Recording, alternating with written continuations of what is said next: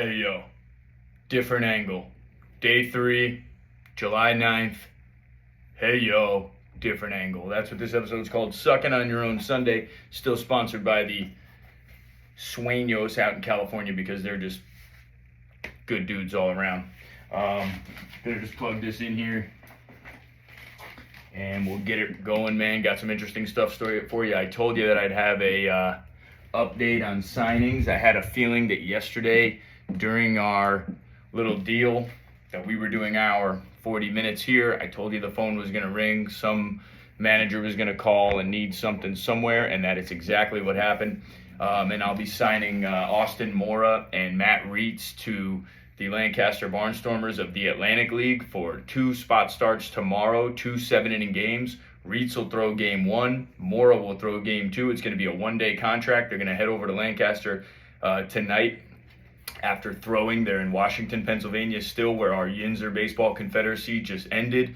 Those guys will play catch with a couple of our guys. I think Roel might even be there, some of our local catchers and players that are working out.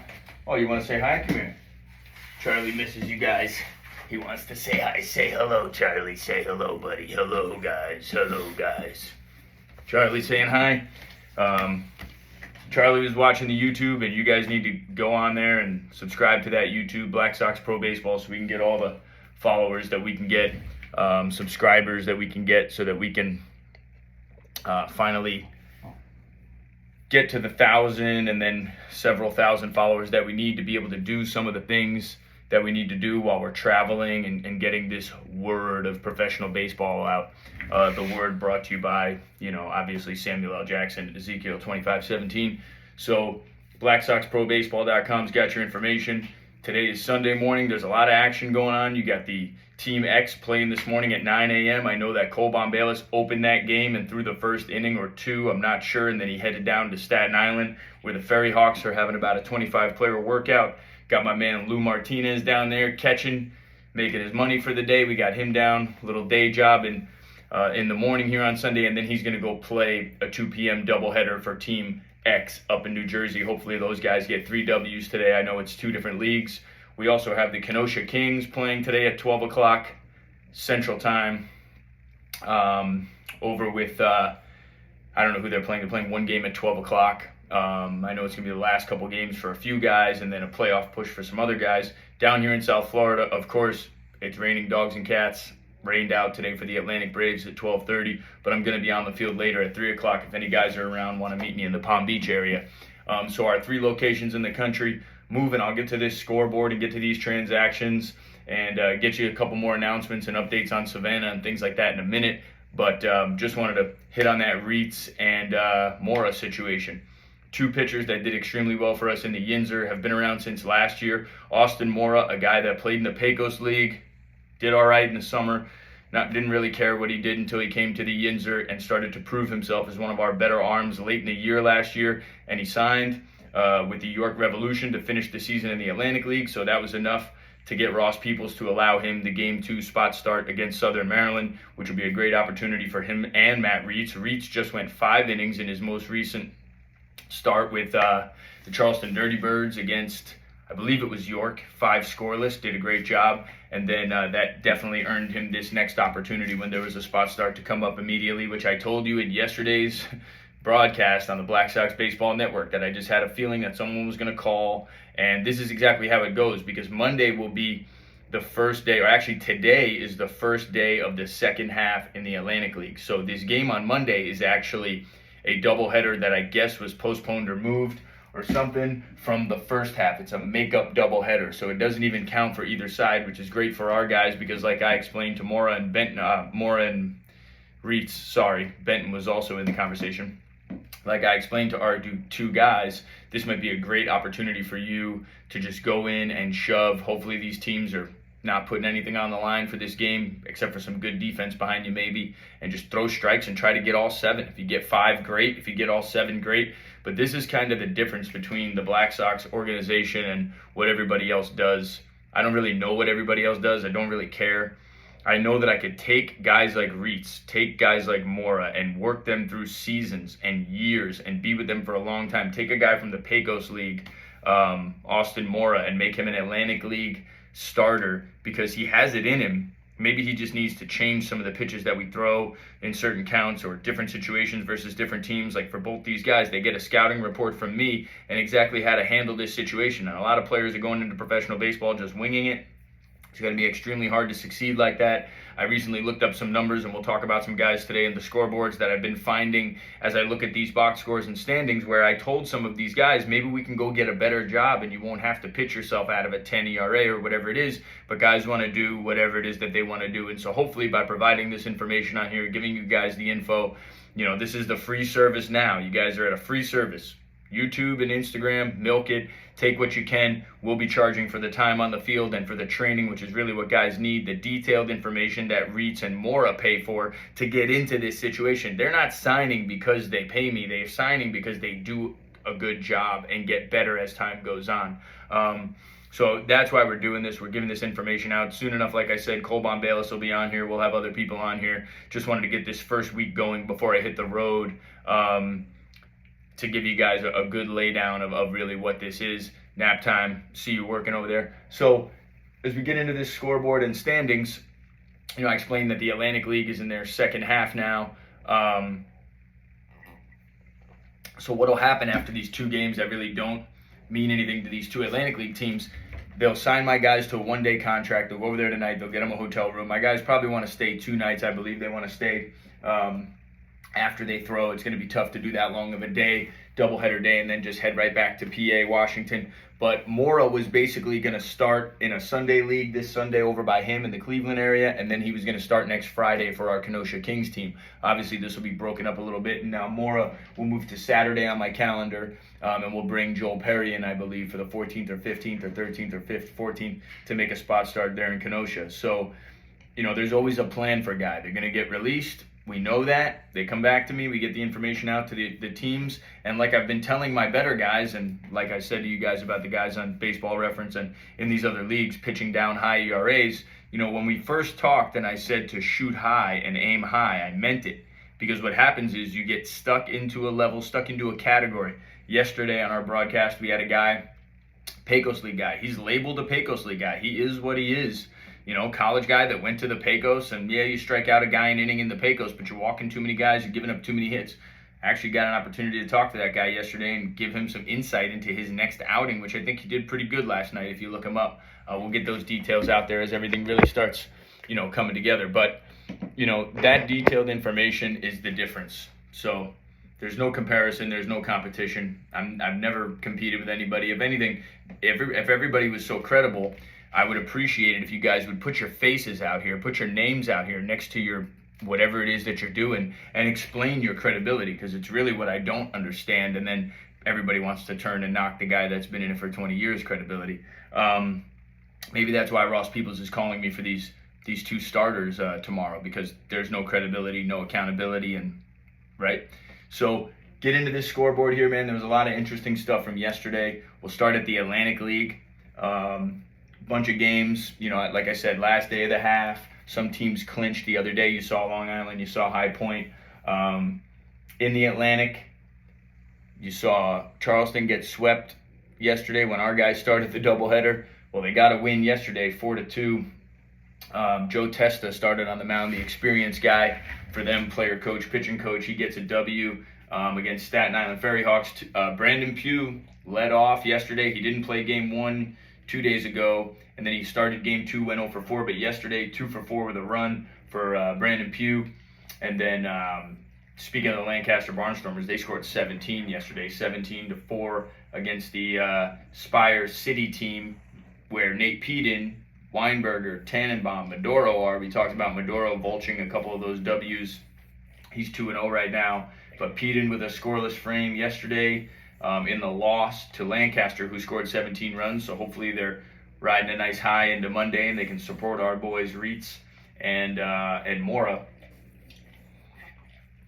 York beat Lexington 10-7. Another note in that Lancaster game, Garrett Granitz threw 2 scoreless. So he's back on the board feeling good. I know it took a little bit of time, Markman and Dadson and Joey Trust. It took a little bit of time for Granitz to get going this year, because Granitz I believe his house was like wiped out by a tornado or something, and the dude missed the beginning part of the season. And I really unfortunate. I know Garrett for a long time, so I hope everything's okay in that department. And he came out and we talked a little bit via text because he was trying to help out our guy Owen Reith, who he had recently seen. He told Marshall Rich, hey, I want to work with your guy Owen Reith. I think I could help him out. Well, that would have just procrastinated into forever. But I know Granite's, and I hit him up and I said, hey, I appreciate you taking the consideration to help Reitz. And he said, give me the kid's number and I'll hit him up right now. And they started talking. So hopefully Reitz now, not Reitz, I'm sorry, Owen Reith. Too many Reith, come on, guys. In the middle of the season now, Reith, who signed with the Charleston Dirty Birds, he's our sidearm guy, manager at Kenosha, who's been in the Atlantic League 2 or 3 times now. He's going to help that guy in season progress because Granite's knows how to in season progress.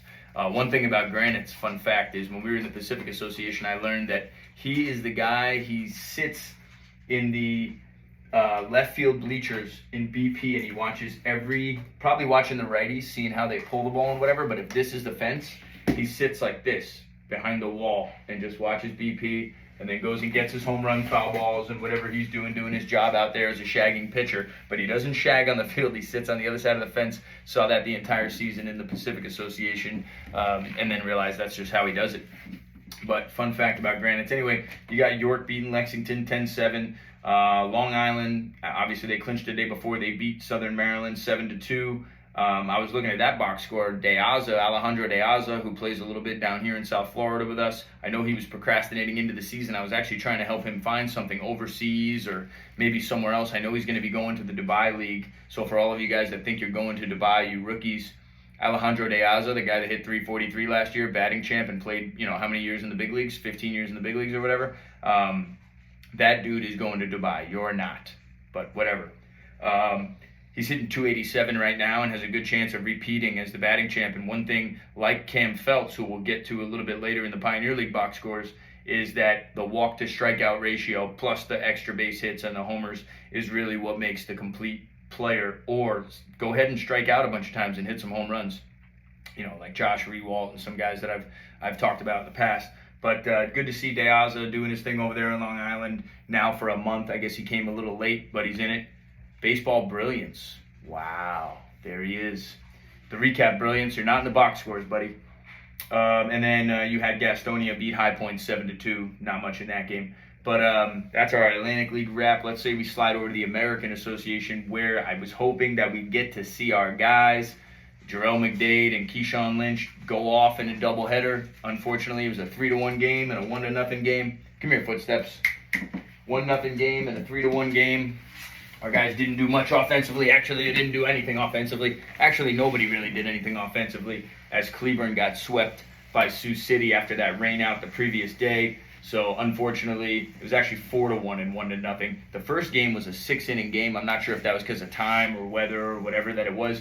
But one thing I'd like to see McDade, Lynch, and any of our guys that get that small opportunity in professional baseball, I'd like to see you get is I'd like you to be more aggressive when you get the opportunity. I'm not saying you're not being aggressive, but if we're not scoring any runs, then Jerome McDade's not trying to hit a ball in the gap. Keyshawn Lynch is not jumping a first pitch heater or, ambushing. The pitcher hates when he gets ambushed. You got to throw it over the plate and the guy's got to swing. But regardless, ambush somebody, 1-1, sit hanger and do some damage. I'm sure they're not making you take 2 strikes over there. But what happens to professional hitters, as we talk about this American Association trip that my 2 guys are on with Cleburne, is that you go in there and you take strike 1 or you take strike 2 or you take some pitches to have it at bat, and the next thing you realize you're facing guys that can actually put guys away. They can put guys away. They can elevate in the zone, not up here, but right here at the top of the zone when they want to, and they can also go this far or this far or this far off the plate whenever they want. So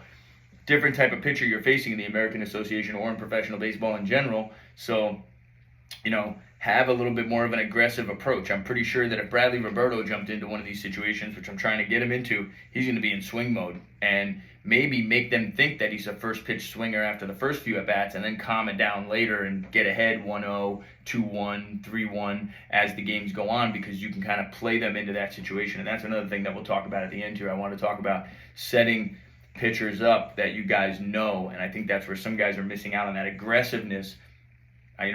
maybe they just haven't had enough at bats at that level or whatever it is. But I think if you're going into a thing where you know you're getting 6 games, you got to be Tyler Reese and go ahead and swing out of your shoes and hit that triple, hit that homer, Cody Lovejoy homer, Podkul homers in those games, because they're looking to do something to where the managers are going to remember them. That's a big important part of it. But you see the sweep there by Sioux City. Kansas City beat Fargo 10-9. Saw our guy Sam Dexter still playing for Fargo. That's always good to see. He won the 2020 Yinzer championship with us. He's an everyday shortstop, hitting I think 270 in that league right now. Lincoln beat Gary 6-5. You know, you see Gary in Winnipeg. Winnipeg also lost a close game. I think it was 2-1 in 10 innings. Jacob Bockley, one of our guys, went 3 for 5. He's hitting 290, but 3 singles not enough, and they lose by a run in extras, it looks like, to Milwaukee, who's solidified that first place and, distances themselves a little further. But you see Winnipeg and Cleburne losing a couple games there, so staying in the bottom. Winnipeg and Gary Railcats losing a couple games there. And if those teams stay at the bottom, maybe we'll be able to get some more guys some opportunities over there as time goes on. Reese and Podkul were already in Gary earlier in the season. Then you got Sioux Falls losing to the Chicago Dogs 11-7. Interesting to see Neil Lang go 5 innings in that game. I know Neil from back in the Pacific Association days. He's a Northern Cali kid. Went 5 for Sioux Falls. I remember he was going over there. Good to see he's still pitching over there. Nonetheless, Chicago Dogs, where we have General MacArthur and where Owen Reith was working earlier in the season, they score 11 runs and win. And those are the most runs you'll see in the American Association, is 11 and the 10 by Kansas City against Fargo. 10-9, Kansas City Fargo is like a playoff game right now. And then that 2-1 Milwaukee Winnipeg game was like playoff type game. But the 2 highest scores there, 10 and 11 in the Atlantic League. The highest score, 17 runs by Lancaster, slide over to the Pioneer League. Okay, we talked about some of the low scores and the close games, and obviously the series of the week there is going to be the Ogden Raptors, Missoula Paddleheads. Missoula won last night 4-3. Our guy Ed Barham started for Ogden. He went 5 2/3, struck out 4 guys, but not enough. We talked about Cam Phelps being in the 1 or 2 spot, here or there in the lineup. Yesterday we talked about the great, strikeouts to walks ratio, and guy goes 0 for 4 with 3 punchies in the leadoff spot, Phelps, but I'm sure he'll turn that right around. And, it was a really low scoring. They only had 2 hits in the game, I'm pretty sure, Ogden. The Missoula guy really did a job. But 4-3, that series has been like a playoff series. Every game's been 5-2, 3-1, 4-3. Great series there. I'm pretty sure they got one more game today, and then they'll head back to Ogden. With the Raptors will. This series being played up in Missoula. We played in both places in spring training on the Barnstorming Tour, which is always a good experience for the guys, and to get names out there and really have guys experience the Pioneer League. What we experience in the Pioneer League when we win is 15, 16, 20 runs. And when we look at this box scores from yesterday, you see 16-11. Great Falls versus Idaho Falls, 36 hits in that game, 27 runs and 36 hits between the 2 teams with Falls in their name. I mean, I guess those are just going to be high-scoring affairs.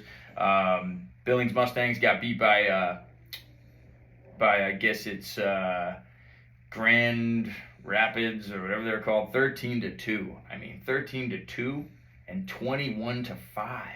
Grand Junction loses to the Rocky Mountain Vibes. Our guy Brandon Crosby goes 2 for 6 with 3 RBIs and 2 runs in that game. You're going to get 6, 7 ABs. That's amazing. 21 runs is a football score.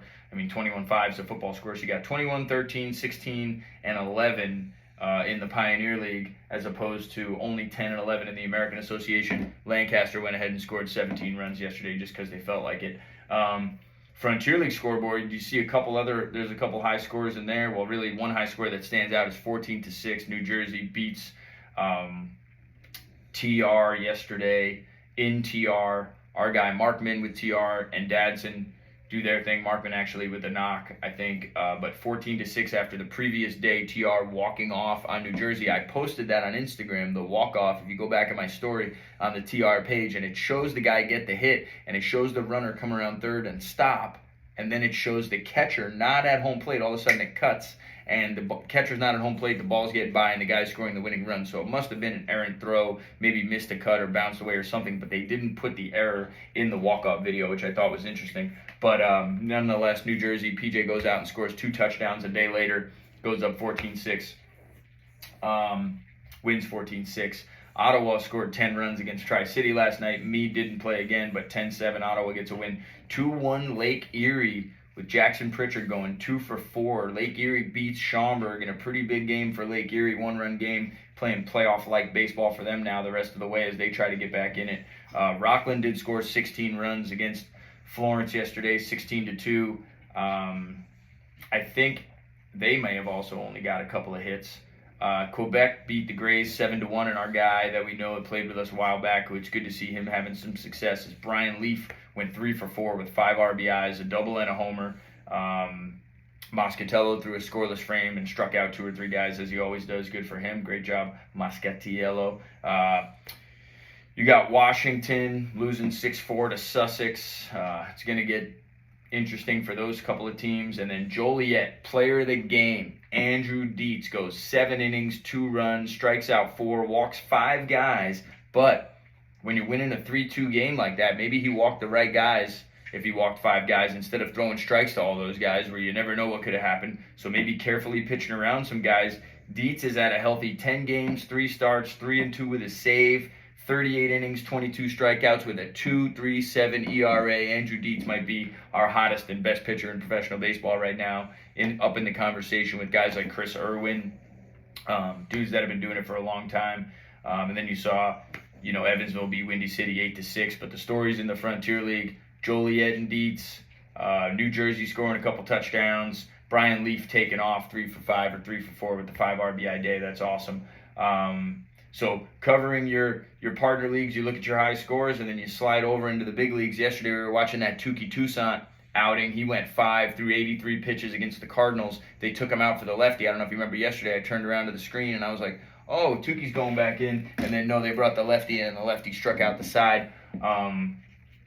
So finished a little bit early, but did a good job and ends up losing 3-0. There were actually 2 3-0 games in the big leagues yesterday for a Saturday. There was also a 2-0 game, that Detroit-Toronto. I don't know if you guys saw that the no-hitter for the guy from Detroit. No hits Toronto. Toronto's actually been no-hit by Detroit a couple of times. I'm pretty sure one of them was Verlander. The guy who threw it actually got drafted out of Sacramento High School up in that Pacific Association area up where we're from. So, and I think actually Gosman, who I used to watch with the Orioles, he got the loss for Toronto in a game where he pitched really good, and another guy pitched way better. I mean, threw a no-hitter. That's actually interesting because I guess it was the 20th combined no-no, which, as you see in these later years, as good as the bullpen's going to be, I mean, the starter only went 6 2/3. So the guy goes 6 2/3, and he's got to trust his bullpen to go get 10 outs for him to secure that no-hitter. I mean, they're thinking about winning the game. If you give up a hit or two and you throw a shutout in the big leagues, I mean, it's a phenomenal performance. So for the job that's being done, you see bullpens getting better. You see starters having to go 5, 6, 7 and put up the zeros. And then the bullpen, if they're a lights-out bullpen, you got a chance of throwing more no-hitters, especially combined no-nos, which Detroit has a couple of them. But one thing that I thought was interesting about that starter's performance in Detroit was he set a career record, which he's only got like 35 or 38 career starts, but he has 23 called strikes.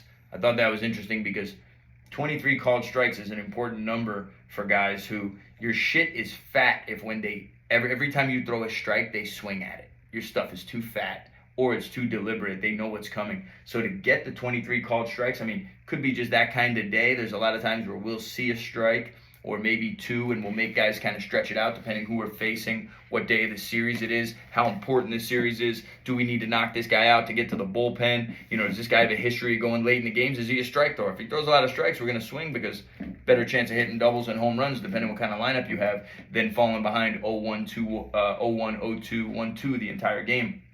So interesting to see that he set that record there with the 23 called strikes.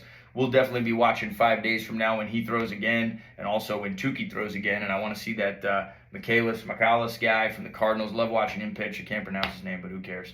Love watching that guy. I'll watch him in 5 days. I'll watch Tukey in 5 days. A couple of big league, games to follow. I haven't really watched much big league baseball, but never been home in July. So now I'm home in July. I got my 2 screens. I'm watching my MLB Network on silent. I'm watching my Yinzer as it's being announced. Here, check this out. This is the last play that I saw in the Yinzer yesterday. I don't know if you're going to be able to see it, but I paused it so you could check this out. I'm pretty sure this is the 2022 Yinzer. I don't really know who's pitching.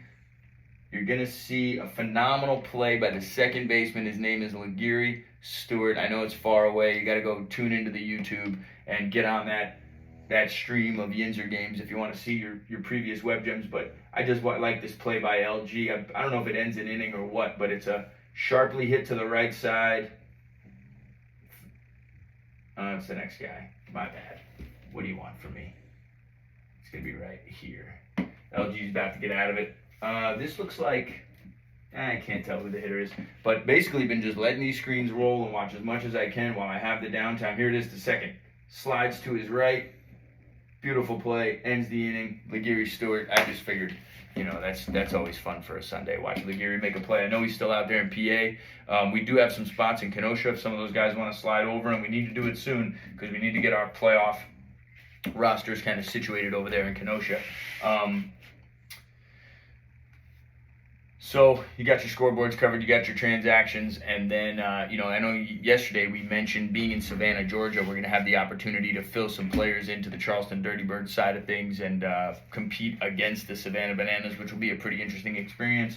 Going to bring some of my freaky guys there, so if you're in that Savannah area next Monday and you want to check us out, come to the game, or maybe work out with us in the morning. I'll be looking for players in the morning. I want to talk about the kind of players that we're looking for and the pitching that we're going to need going forward to try to get guys signed. There are a lot of players I talked about, maybe being in a 10 ERA situation in a Pioneer League or even the Frontier League somewhere. And when I spoke to these players early on after college or even in the offseason, the details that I gave these players was, you don't have to be in a just I want to play anywhere situation when you deal with me. When you deal with me, you could be Matt Reitz continuing to get spot starts in the Atlantic League because you're performing well. You could be Andrew Dietz going into a good situation and being 10 games and a 2-3 ERA. You could be those guys, or you could be the 10 ERA guy on the worst team in the Pioneer League. And so the reason that I kind of give these details, and everybody wants to start their pro career as immediately as possible,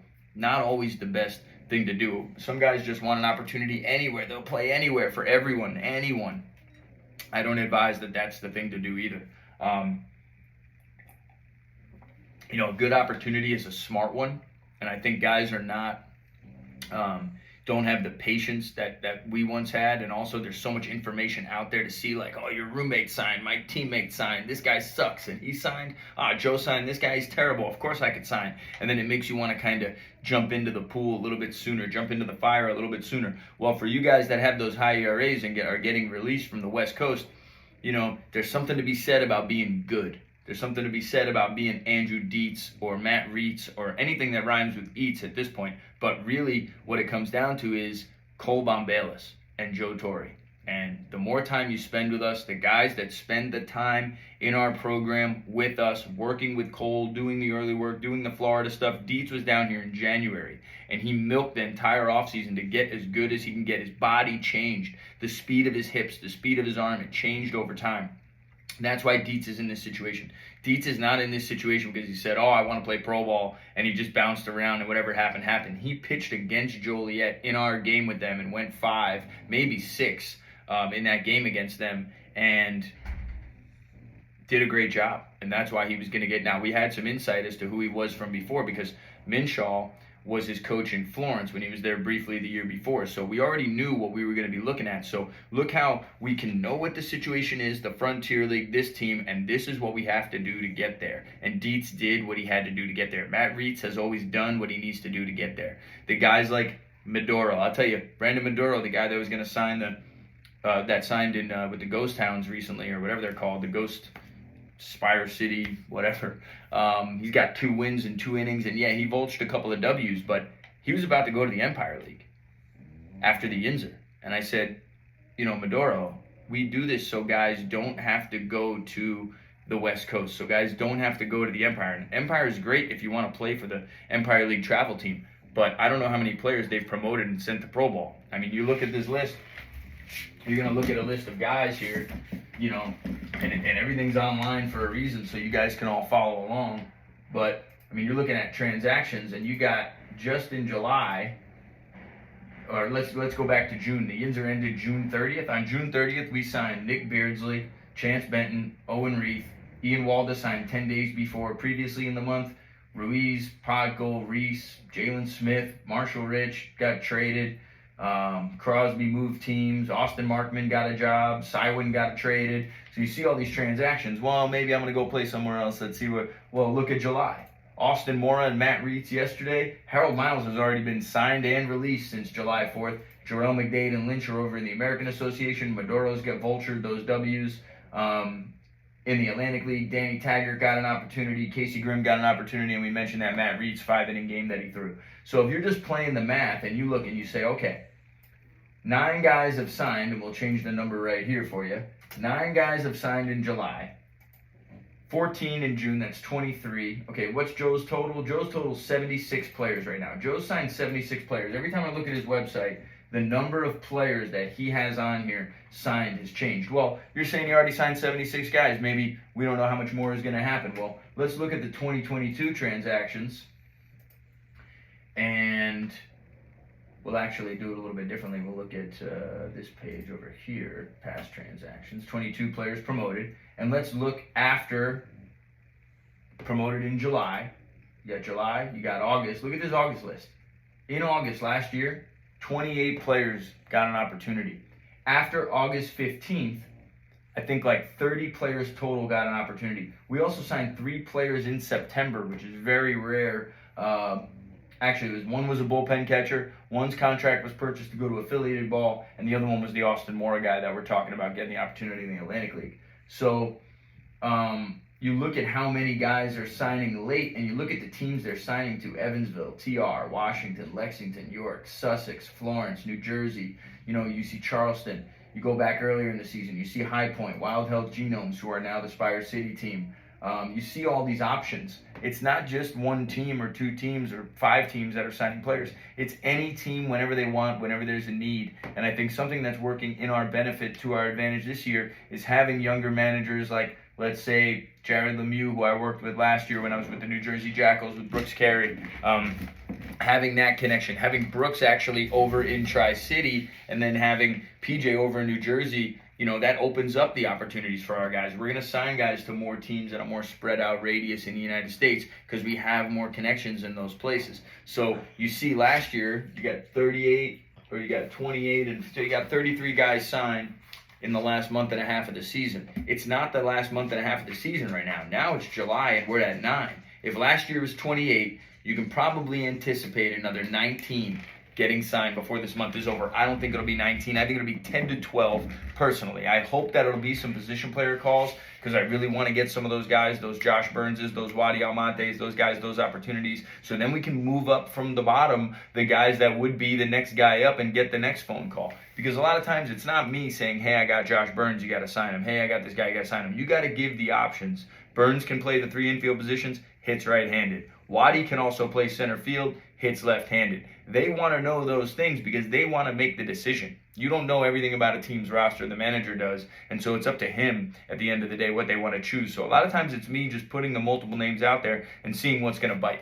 But the one thing that doesn't falter, which I mentioned, that won't hurt you, if you can afford it, fellas, don't do it beyond your means. But the more time you can spend with Cole Bombalis, the more time you can spend with myself, the more time you can spend in this program with us, the better chances you're going to have, better opportunity you're going to have to actually move on and go somewhere. Because, we mentioned the Keyshawn Lynch situation. He got signed off the couch to go to Cleburne. That's because he went there and played in the games this year and did well. So it's not just guys are sitting around. And that's one thing that players, I remember being a young player, and I remember Will from Wild Things Analyzed, who's a great guy that they got their page with the Midnight Moose. Will actually sent in my DMs, if you watched the Instagram story yesterday, what's something you would tell yourself as a young player? Or what would you change as being a young player? And one thing I would change, or one thing I would want to do, is change my mindset, change my mentality. That, like, I was on the field with a lot of released affiliated guys, and I was on the field with a lot of D1 and,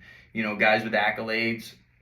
And you kind of were a little bitter when you saw those guys get those opportunities. A guy like me, not playing in high school, not playing in college, coming from nothing, playing until, playing literally getting my baseball reference on in the year 2020.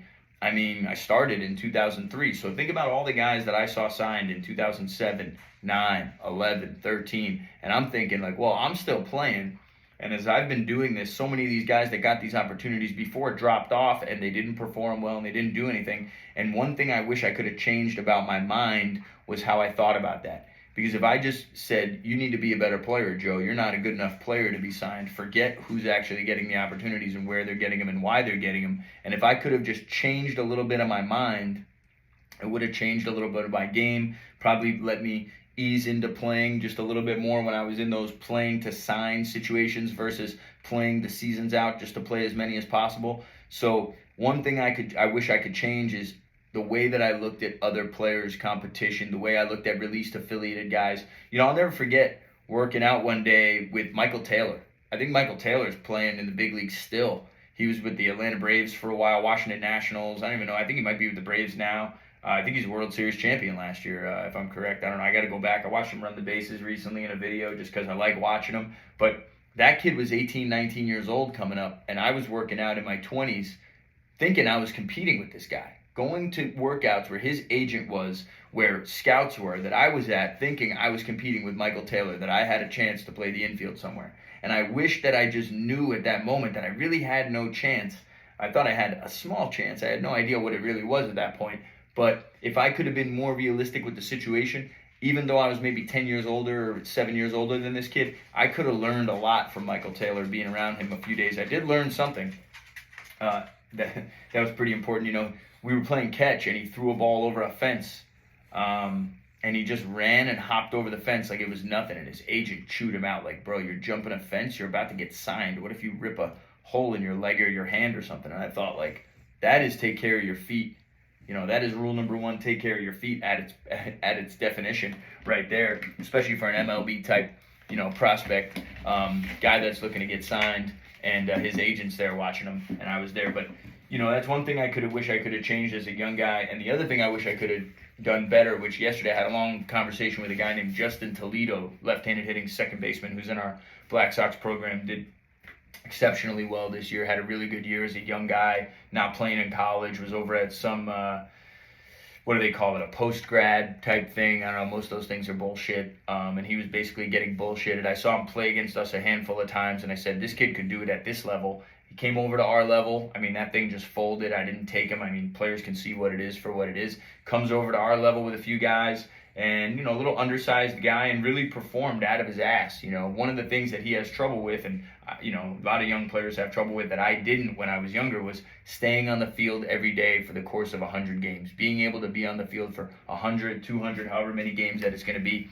I played 213 games in 2009 in South Florida, and I think that guys don't have that idea of why do I need to play these games, because in 213 games I got 640 plate appearances. I think I got something like 570 real at bats. I walked like 70 times or 80 times, I remember, but I'm getting 650 plate appearances, and the only place you're getting 650 plate appearances is if you're in a minor league system, a force-fed player from February or January, whatever it is, until October, November, late into the camps that go after the minor league season. That's the only way you're getting those at bats. Or if you're a guy named Jorge Correa, who's been getting those at bats in South Florida forever. And Jorge has even said, man, Joe, if I couldn't get my 350, 400 at bats, I wouldn't even play in these men's leagues anymore. And that's like how we kind of came up, was playing the 100, 120, 150 games. Now I realize that the 150 games is probably more spread out around the country and harder to find for you guys. So Toledo was asking me, what do you do when there's no games? Like, what does a professional ball player do when he's not playing?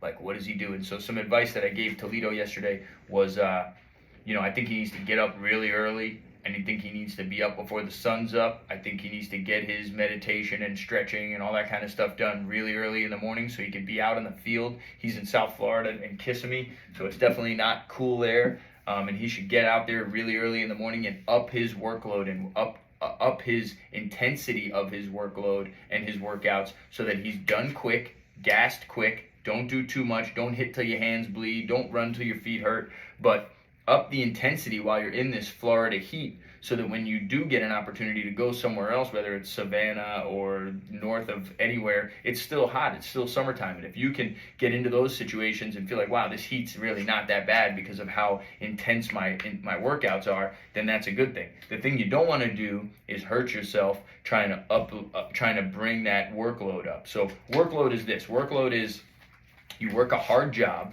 first thing in the morning and you work until you're exhausted for as long as you can, and then you burn out and you take a break. Weightlifting, same thing. You do as much as you can. You feel like you need a day off, you take a day off.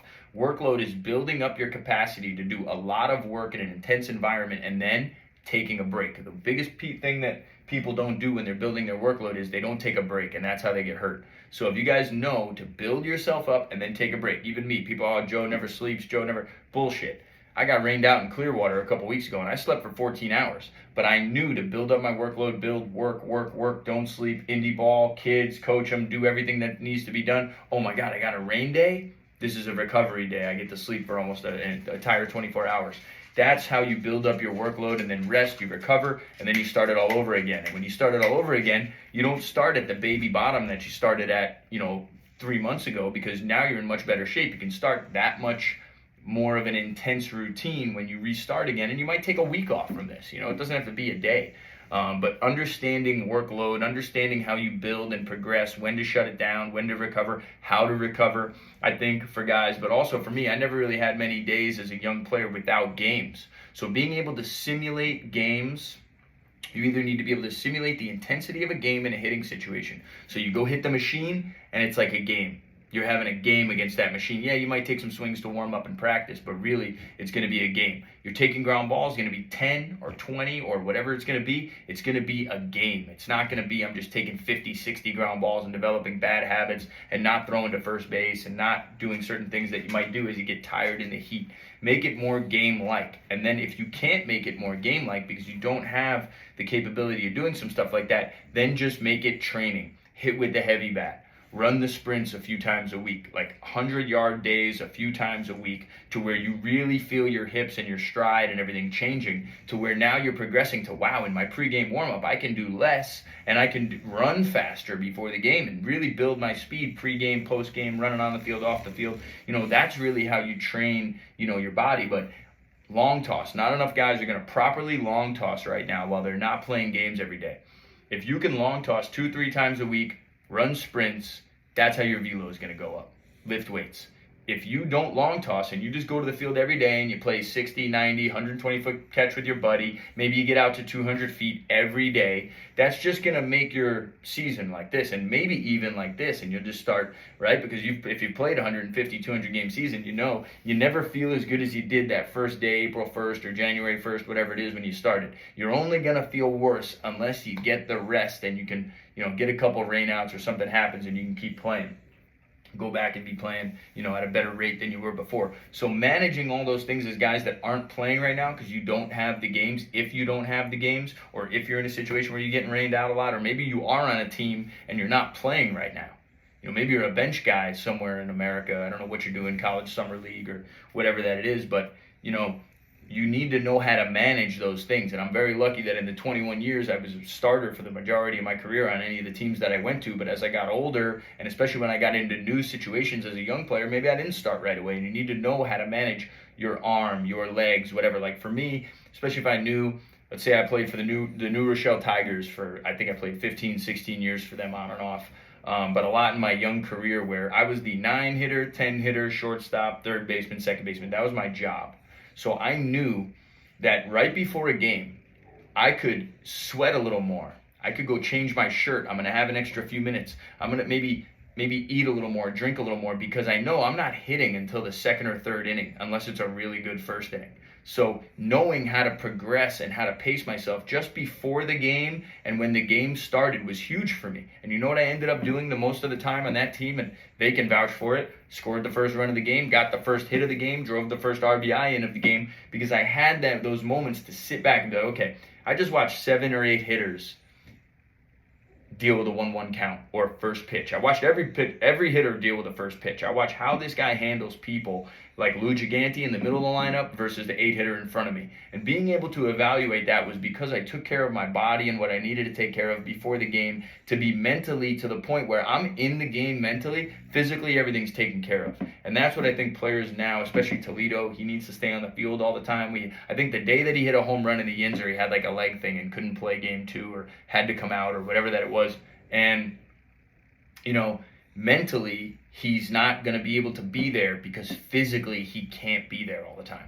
So if you can be there physically all the time and never miss anything and not be, injured for 3 days or 2 days at a time or whatever. And that's why I preached to Cal Ripken. I preached Cal Ripken because Cal Ripken never missed a game, and that had to be me. How would I play professional baseball, 5'7" nothing guy with no juice, never played high school, never played college? How am I going to get an opportunity if I can't play the 200 games straight? And so for you guys, maybe you got some accolades, you went to college, you went to high school, you blah, blah, blah. We're all talking in this conversation and you're playing on my team, then who gives a shit what you really did? What you really need to do is worry about the future and going forward and what you can change to be on the field every day. It's funny, I give you an example of a guy who was down in South Florida. He lives in South Florida. He was in our NWO camp. And let's say in 40 days of NWO camp, he missed 10 days. I don't know. Maybe in 30 days, he missed 5 or 6 because he lives in Florida. We went and played another 40 days up in PA after the tour. He didn't miss any days. I think he missed 1 game with a leg thing. I think we had him chill with a leg, but he didn't miss any games. So look how players treat baseball or a season versus, playing at home, living at home versus being on the road. On the road, everybody wants to get their money's worth. Everybody, I'm out here, I want to play. But when they're home sometimes, it's like, well, I have work, or it's raining, and my girl, and this and that. And that's one of the biggest things that guys don't manage throughout the course of a season is if you focus on your body and you get your mind right, you will get so much even out of 20 games, 30 games, 50 game season. You'll get an intense, immense amount out of that. And if you are a good ball player, if you're a good mind, you'll be able to take this, recycle it, go over it, evaluate it, and you'll be able to continually get better game by game, series by series, season by season, and at bat by at bat, really. Good players and strong players, veteran players, they get better as the seasons go on. They win games, they walk off, they win games, they finish games strong in the field. They feel good when they finish games. They feel like they could play another game after the game. Young players, weak players, players without experience, or players who aren't built up, as the season goes on, they make errors late in the game. They have bad at-bats late in the game. They don't finish the series. They don't finish the week. They don't finish the month, and they definitely don't finish the season. So know that. Okay, I want to be one of these guys that gets stronger as the season goes on. I want to be one of these guys that, gets better as I keep doing what I'm doing, not worse. Simple. At-bats, right? At-bats and pitching. Good players might not have the best at-bats early on because they're taking pitches and filling it up or trying to be aggressive early and see what they can get. But as the game goes on, they're going to have better at-bats and get better and better because they know they're going to be facing the 7th, 8th, 9th guy, and you're going to face a good bullpen, and you got to be locked in. It's harder for younger players to go in the first, second AB, facing maybe the starter who's a little straighter. They kind of know a little bit more what they're going to get, and let's say they hit a homer off the starter, right? And then after that, it's just 95, 97 in the bullpen, and you see that guy just punch out, no chance, look like he has no chance. Those are the young players that get worse as the game goes on. The good players that get better as the game goes on, you'll be able to notice that in their at-bats. You'll also notice that for pitchers, right? Pitchers do the same thing. Pitchers start off hot in indie ball, or the level that we're at, that I'm talking about, that I see most of you guys in, and they start to get gassed. They lose it third time through the lineup. I hear from a lot of managers, Joe, your guy was good twice through the lineup, but third time, and then I hear sometimes, hey, your guy can only go through the lineup once. The second time through the lineup, he don't really have anything to put anybody away or set anybody up. So pitching is the same way, right? Guys start out hot, I'm feeling good. Well, they go back in the dugout and they talk after those first 9 at-bats. And the next 9, if they're doing the same thing and you're mowing them down, then either you're having a day or they're not very good. But what you see with young guys is they lose it, and then they might try to nitpick. They might try to, kind of just throw pitches around the zone, or not have the idea like, okay, this is the second time through, this is the third time through. Let me just throw strike one right here, flip this thing over, and then I do have a good changeup, and it's 0-1, and we're up by 5, so let me throw that changeup. Now, let me throw fastballs here and fall behind 1-0, 2-0, and shit. That's the one thing, guys don't pitch to the scoreboard. You see young guys do that. So You watch these big league games, you watch these guys finish, you watch Tukey finish yesterday, you watch that Cardinals guy, the last 3 times I've seen him finish, he's been awesome, but it just hasn't gone his way. It did yesterday, but in that Marlins start, it didn't. I mean, he punched 2 guys out in the last inning against the Marlins, and they didn't call it. But he finished tremendously strong. That's why that guy's in the big leagues. That's why that guy got millions of dollars to go play overseas in Asia, because he, from the first pitch, comes out with his best stuff, which means his preparation is phenomenal. But then his mental preparation and how his workload is also phenomenal, because this dude's in the 7th inning throwing the same velo as the first, same stuff as the first. And now that spot that he was hitting, boom, boom, boom, it's even better. Boom, boom, boom. He's even better at hitting the spot now late in the game, because he knows I haven't really gone there yet, or I was going there and it's working. And that's how you see good players and experienced players get better in situations as games go on. Young players and worse players, or inexperienced players, they get worse as the game goes on. And you can see that watching a game. You guys should be watching the lineup, watching the pitcher, watching the guys on your team. It might even help you as a bullpen guy in our situation, right? You're watching the guy, you know exactly what he's going to do. You've seen him pitch 10, 15 times now. You better start moving around and doing your thing, because you know that in the 4th inning, this is how it goes. You know, you can also watch by just seeing, like, has he punched a guy out yet? Guy's punched out 2 guys. As soon as it's bang, bang, we're not going to leave him in, because he's giving up contact. So it's not going to be a situation where we think he's going to strike the guy out and get out of the 5th inning. And that should give you, as a player in the bullpen or a player on the bench, awareness as to what your situation is going to be. Let's say you've watched your manager start the young guy a few times, and he hits the home run, hits the double, and then defensive replacement, pinch runner, whatever the situation is. The catcher might not be the best defensive catcher. He's in there for offense. You know that we like to double switch, or you know we like to run for this guy and then put another catcher in, or whatever. You can start to prepare yourself better for these situations if you know how to evaluate the game and you know what to expect, and you can think a little bit like a manager, which is part of the reason that I'm giving this to you. So again, a lot of info I wanted to throw at my guys there at the end. I hope you guys take the time and go over that. The stuff from the beginning.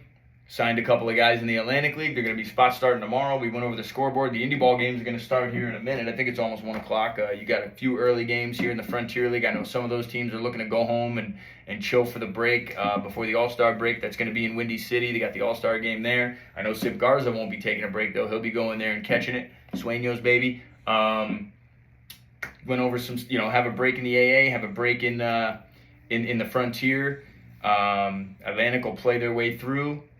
Going to be in Savannah, Georgia. Cole Bombalis is going to be in Pittsburgh the next couple of days. I think he's heading there tonight. He'll be there for 2 days, and then he'll be in the Northeast area, and we'll be working players out up and through our workout with the Rockland Boulders. We'll be going to represent our players. So if you're our player and you want to go there with us, contact me. We'll get you in with us. It's definitely different than going to a 100-player tryout on your own. What we provide is that support and being behind guys and explaining to the managers and coaches, like, look, this is what we got.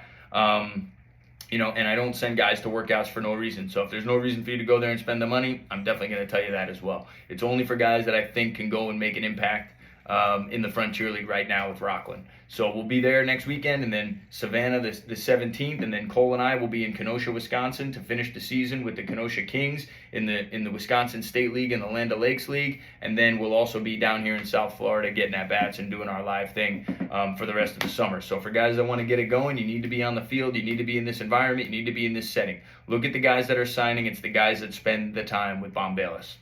Flat out. That's what I can tell you. The guys that don't did whatever. I'll give you an example. Guys like we talked about today, Nate Peden didn't get the innings with us. Guys like Taylor Olmstead didn't come to Florida and get the at-bats with us. It's however you guys want it to go. Joe Simone didn't come and get the at-bats with us.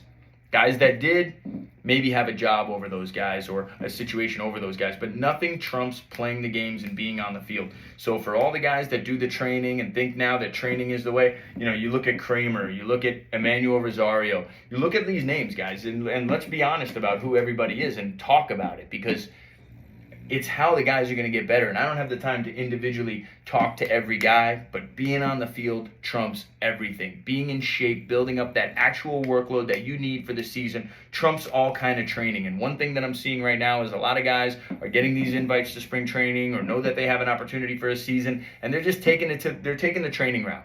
Well, we talked about Brian Leaf today.